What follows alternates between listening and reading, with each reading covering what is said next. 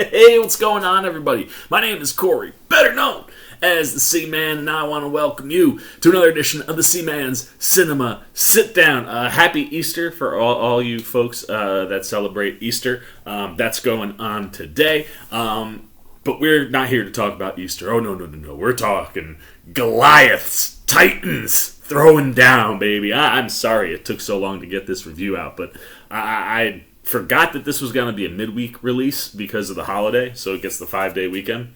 And I wanted to watch the 3 movies that came before it again, so I did that on Thursday into Friday. My girlfriend actually wanted to see this one with me, so we did like a watch at home, text like each other while we watched, kind of like movie date, which was a ton of fun. And then I made sure that I snuck out yesterday to a pretty much empty 4DX theater. There's one in NYC that I usually go to. Wasn't really feeling like that trip, but New Rochelle, which is really close to me, just opened a brand new one. So it was like they just opened the theater back up on Friday, so I felt pretty confident in its cleanliness, and the theater only had like 2 people sitting in the back, and I always sit in the front for 3D movies. So I went and saw it, and oh man, am I glad I did, because it was a roller coaster ride, sitting on my couch watching along with my girlfriend who was at her house. And that was a roller coaster ride. But when you get into those 4DX chairs, man, and the things start moving around, and there's air and wind and fog and rain, and it's, if you've never done a 4DX movie, this is the movie to go see, because holy cow, what a ride this was. Oh, I love the heck out of this freaking movie. So let's not waste any more time in case you don't know what I'm talking about. Pull up your chair, man, take a seat. We are getting ready to dive in, spoiler free, into Godzilla versus Kong. Oh man, I tell you, I'm like I said, I'm sorry it's taken so long to get this one up, but I'm glad I took the time that I did, because rewatching the first 3 movies was a phenomenal idea, because you really can see the progression in how they've learned from one another, specifically in the Godzilla realm.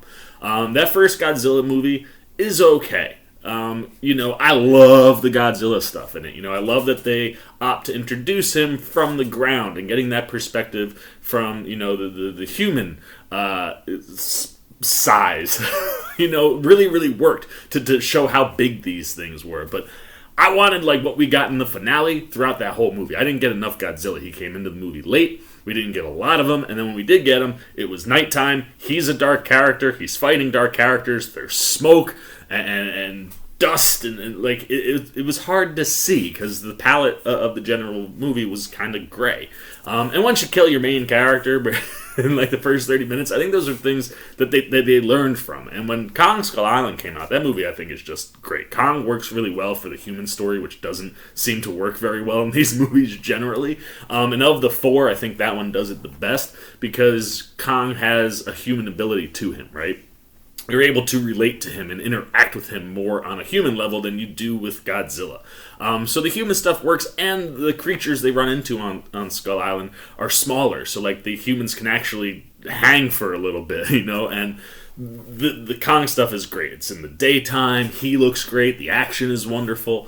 And then you get to Godzilla King of the Monsters, and while you're continuing to have dark monsters on dark backgrounds, one of the things I think Godzilla King of the Monsters learned was the paletting, right? You put kind of more of a blue hue on that movie, and it allowed, the characters to pop a little more. Then when you add in the blue that's of Godzilla and the gold and yellow of, Ghidorah, those really pop, and the action was massive. Like, to that point, best monster action movie I had seen.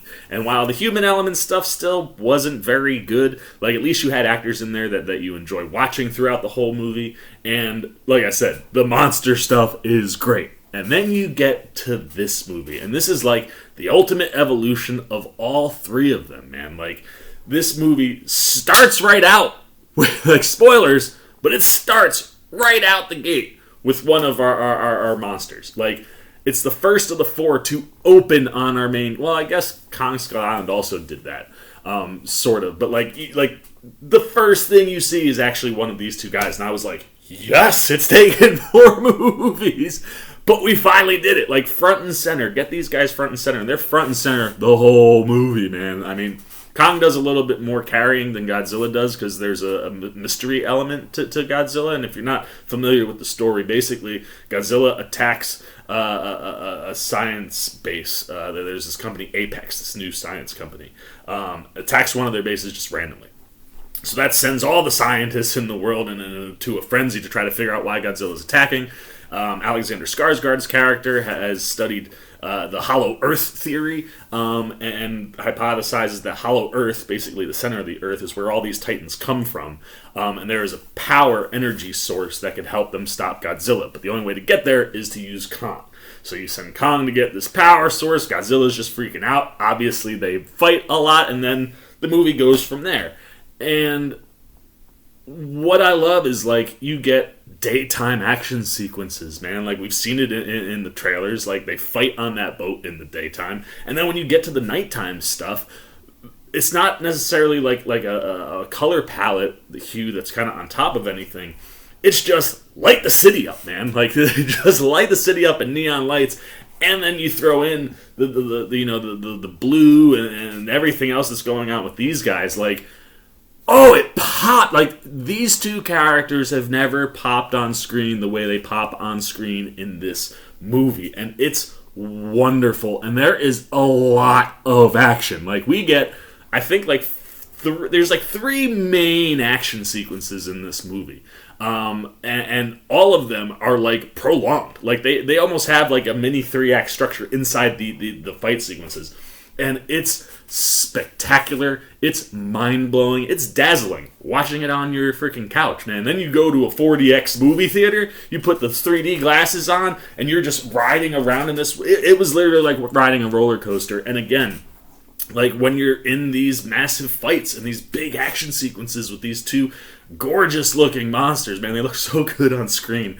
Like, you know, your chair is shaking and rumbling, and you're feeling things, and there's wind, and it was just a spectacular viewing experience. And I had an absolute ball start to finish watching this movie, and that's all you can ask for when you have a Godzilla or a Kong or a Godzilla versus Kong monster movie. Like, show me destruction, show me my monsters getting after it, put them in the daytime, man. And this movie does all those things. Now, it still hasn't learned anything in the realm of human storyline, unless it was purposefully ridiculous, because all the human storyline stuff here is not great. Unfortunately, Eric Pearson and Max Borenstein, yeah, it's one of the weaker scripts out of the 4 movies. And basically, we have a Team Kong and we have a Team Godzilla. And as I mentioned, Alexander Skarsgård's character, Nathan Lind, he has the Hollow Earth theory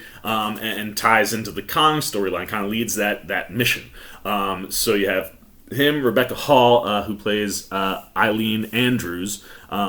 Then you also have Isa Gonzalez, who plays Maya Simmons. She basically works for Apex and is coming along for this ride.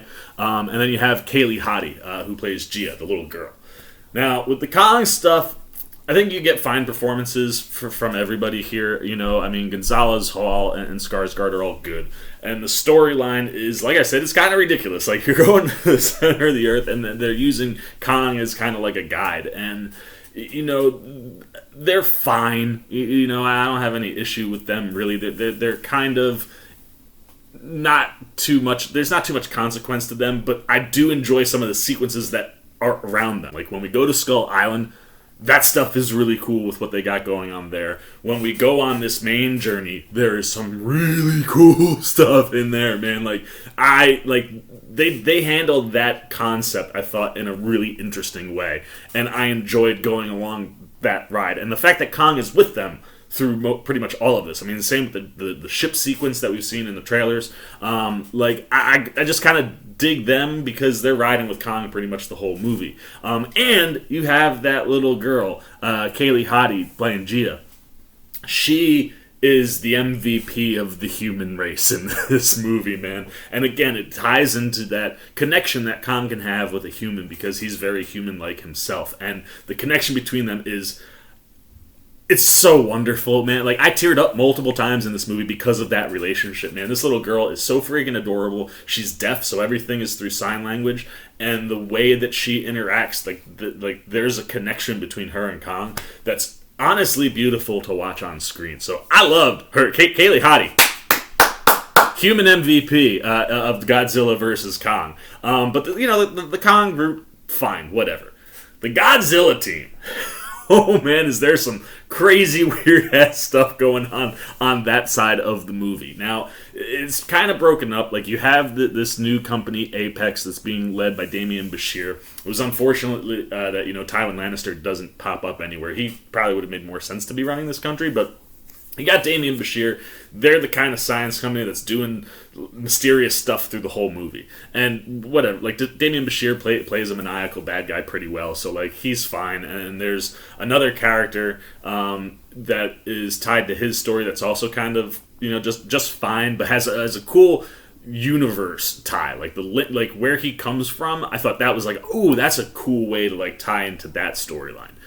So like that stuff was fine. Then you have like Kyle Chandler and Monarch and that team, kind of doing stuff and kind of watching. I felt like they were kind of in the background the whole movie. The real Godzilla team consists of Millie Bobby Brown, who plays obviously Madison Russell, who we know like Kyle Chandler's character from the Godzilla King of the Monsters movie. But you have her, you have Brian Tyree Henry, who plays Bernie Hayes. Bernie is a conspiracy theorist podcaster in the world of Titans and actually works for Apex. So he's like one of these guys who has like a low-level job at Apex and is a conspiracy. Like, he thinks there's weird stuff going on and he's trying to get to the bottom of it. And then we throw in basically what happens is, like, after Godzilla attacks, Millie Bobby Brown is like, Godzilla's not responsible for this. It can't be Godzilla. I'm going to go find this podcast guy that I listen to all the time who was at this attack at Apex, and we're going to prove that it's not him, but she needs wheels. So she enlists her friend Julian Dennison, who plays Josh Valentine. And Julian Dennison, obviously, was Deadpool's sidekick in Deadpool 2. He's fantastic anytime he shows up in anything. He's just super funny, and he's literally just here to give us one-liners every once in a while and give us a laugh. And he plays that role beautifully. I honestly thought he was kind of underused. Millie Bobby Brown, I adore her, and she's wonderful anytime she's pretty much in anything. And coming back here as Madison Russell, being kind of the driving force of, like, Team Godzilla. I dug that stuff, and she was good. But the MVP of this group, again, someone that you wouldn't necessarily expect, but it's Brian Tyree Henry. Honestly, the best writing in the movie probably surrounds Brian Tyree Henry's character. Anytime Bernie is breaking stuff down, especially in the realm of, like, conspiracy theories and what's going on with Apex and the Titans, it's wonderful, man. Like, there were two separate times in the movie toward the back half where, like, me and my girlfriend were just texting each other like, how great was that Brian Tyree Henry bit, man? Like, that dialogue was so good, and he's wonderful. He's another guy who I think is underutilized and underappreciated, and every time he pops up in everything, I love him. So again, while the human story element here is maybe some of the weakest, more absurd, I mean, there's some like their group, spoilers, like, infiltrates like a top secret base at Apex and just is able to do whatever they want for like a really long stretch in the movie, man. Like, they're just getting into things, and like there's literally a moment where like they need to break into a door, and to open the door it's like there's a keypad and it's got like 5 buttons, and if you just hit it in the order that makes the most sense, like, the doors all, like, it's really ridiculous, absurd stuff. But in these movies, you can kind of forgive the human element if the main characters are on display and kicking ass. And fortunately, that's the stuff that really, really thrives. And holy cow, man, Adam Wingard. Like, this is a guy who I don't remember these shorts in particular, but I remember liking most of the shorts in both VHS and the ABCs of Death. And he did a short in both of those as well as the VHS sequel. But then his like level up was Blair Witch, which I think was the 3rd installment of the series in 2016, and then he did Death Note. And both of those were just, like, okay movies in the realm of the horror. I don't know where he came with this, but holy cow, man. Like I said, this thing is just a massive ride, and the Godzilla and Kong stuff is amazing. I love the Kong. as much as the storyline in general is absurd, I love the story that they give Kong, and I love the arc that he has within the context of the movie. Like, I was Team Kong coming into this. I love both these characters, don't get me wrong. But, like, going in, I was like, Team Kong, man. I mean, like I said, he's the most human of the two. You're able to really kind of have a connection and interact with him a little bit more than Godzilla. Although, Adam Wingard found some ways for Godzilla to kind of have a connection, interaction with the audience in a better way than I've seen in the past. He does some really cool things with Godzilla visually that we haven't seen from others. And you get some of that in the trailer, like when he comes onto the boat, like just the way he moves, the way he attacks. This is the best version of Godzilla that we've had easily. And Kong, I love that he's grown up, man. Like, you know, they mentioned that he's not fully grown in that Skull Island movie. He is grown up, man. Like, he's got like a beard going on, which, you know me, I'm pro beard all the time. But like, he's got the beard going. He is bigger. Like, the first thing I said to my girlfriend when we were watching, I was like, I know you didn't watch those other movies, but in Kong Skull Island, he is not this big. Like, he is grown up, and he is like Kong, man. Like, he's awesome, and visually, like what they're able to do, like I said, the connection with Gia, just the stuff in his eyes, and what he does from his action sequences. Oh my good, that axe! We've seen that axe in the trailer. Let me tell you, man, there is some cool stuff that you have not seen with that axe. And their fights are really entertaining, and they're thrilling, and they're on the edge of your seat, and you don't know who's gonna win or lose multiple times. Like, every time they throw down. And the whole conclusion to the movie from the monster side is just spellbinding. Like, it is spectacle. Start to finish in that realm. I mean, some of the best CGI work that I've seen in this franchise, and the visuals pop. Like, it's the first time that Godzilla has popped every time he's on screen in ways where you're able to see everything that's going on. This is the cleanest, clearest skies we've ever had for anything Godzilla, and obviously we know what Kong can bring, and that's all mashed together here in just an absolutely wonderful movie. Like, if you were a fan of monster disaster films, this, to me, is the best we have seen yet, and I loved it. And if you can get to a 4DX theater, that's the way to see this movie. But also, I think, if you can see it in a theater in general, and it did pretty well at the box office, I think that's the way to go. Like, if you can get to a movie theater safely and they're open, see it in the theaters, man. And if you can get to a 4DX theater, see it in 4DX. It's worth the extra cash. So there you go, man. Those are all the C-Man's non-spoiler thoughts on Godzilla vs. Kong. Ludicrous, not very good human story stuff, whatever. We can forgive that because somehow, I still don't know how Adam Wingard did this. Like, definitely never saw this movie coming, but bravo, Adam Wingard, because these two characters are front and center the whole movie. For the most part, Godzilla, like I said, is a little bit of a mystery, but when they're on screen, like, it is mind-blowing and dazzling, and they're on screen a lot. So I love Godzilla vs. Kong. But now I want to know what you're thinking. You've had 5 days at this point now to see Godzilla vs. Kong, so have you seen it? What'd you think? If you've watched the other movies, did you think the evolution that we were talking about is there? Is this the best of the four for you? If you didn't watch the other movies, like my girlfriend, were you able to just jump in and enjoy this movie? Like, didn't really require any setup. That's the one bonus. Like, the human and storyline stuff is so ridiculous most of the time that, like, you can just jump into these movies. You don't need to watch the other stuff. And if you did just jump in, did you have a good time? Did you enjoy this? Was this not your cup of tea? What'd you think of the visuals? What'd you think of the action? Like I said, this is the best monster action we've seen, man. It's crazy.